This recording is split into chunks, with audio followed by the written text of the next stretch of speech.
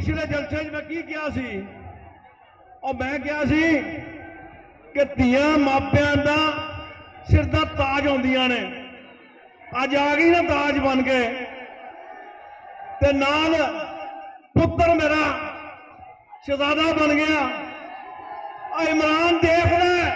और तू जिल्लत उठाना पिया और अल्लाह ने उन्होंने इज्जत देती और इंशाअल्लाह एक गल याद रखना मैं ये नहीं कहता मैं कोई मुकाबला नहीं करता पूरे पाकिस्तान मियां नवाज शरीफ का प्यार करने वाले बहुत होंगे लेकिन पुत्र जी ये हल्का शदाइयां का हल्का है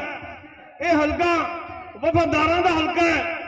इधर ने लोगों अगर खून की भी लोड़ पैगी तो तेरे वास्ते हाजिर है। तुम्हारा रंग सजने भी सजने लाहौर जलसा करके ते बड़ा तीर मारिया बड़ी मैं तो सिर्फ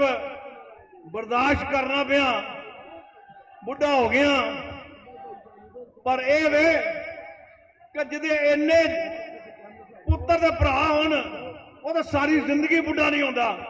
मेरा ख्याल है कि अज असी दोवां भैणां भरावां की गल सुनीए इस तो पहले कि असी मजीद गुफ्तगू करिए। मैं खुरम नूं कहांगा कि खुरम पहले हमजा साहब को बुलाए फिर मेरी बेटी मरियम साहबा को बुलाए ताकि वो तुहाडे नाल हम कलाम होन। मेरे दोस्तों